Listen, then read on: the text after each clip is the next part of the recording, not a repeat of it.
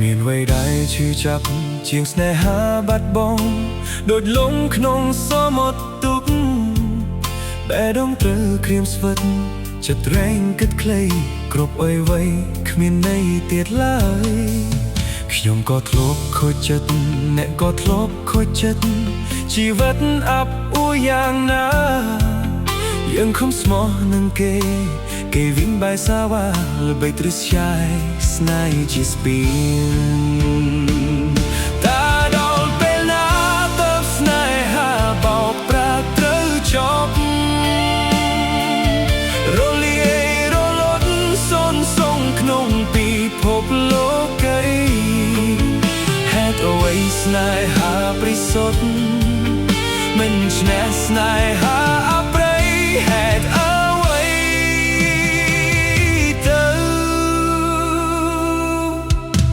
ដែលស្មោះនឹងស្នេហ៍ហេតុអ្វីបែរជាត្រូវតម្រូវជួបនោះក្បត់ចិត្តឬក៏ព្រំលិខិតកម្រិតតាក់តែងចាមានស្នេហាមានការឈឺចាប់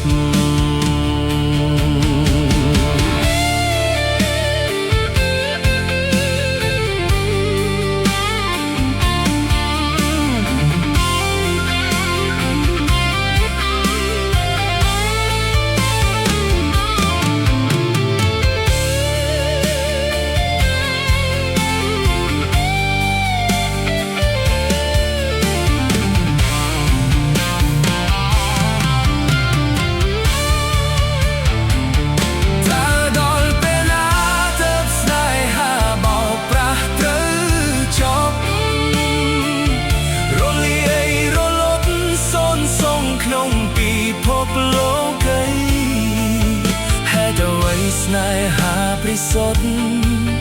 មិនឈ្នះស្នេហាអប្រិយហេតុអ្វីទៅមនុស្សដែលស្មោះនឹងស្នេហ៍ហេតុអ្វីបែរជាត្រូវតម្រូវជួបនោះក្បត់ចិត្ត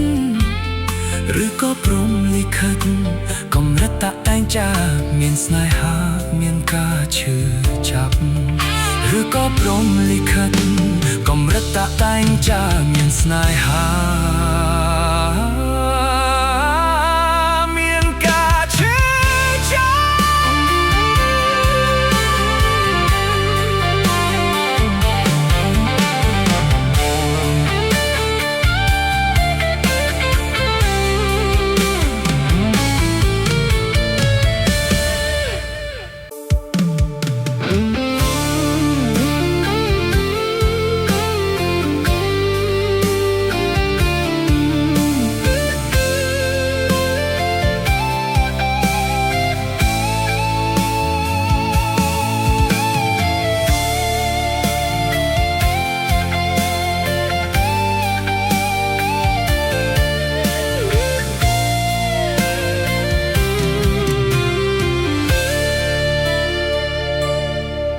គ្មានអ្វីដែលឈឺចាប់ជាងស្នេហាបាត់បង់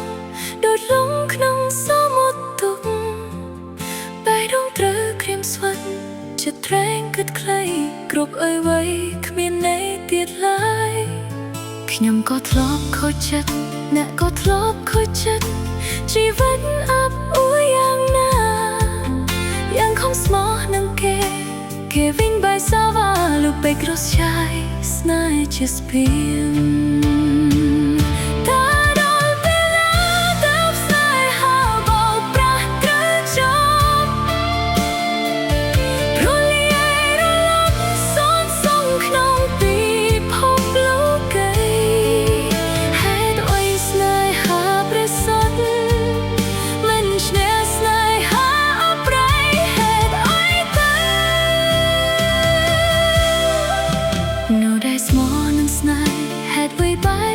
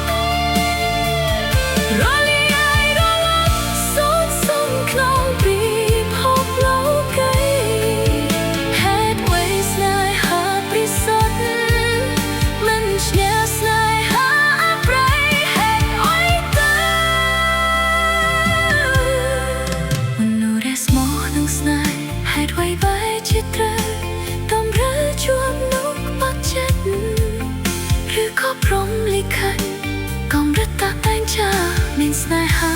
មានការ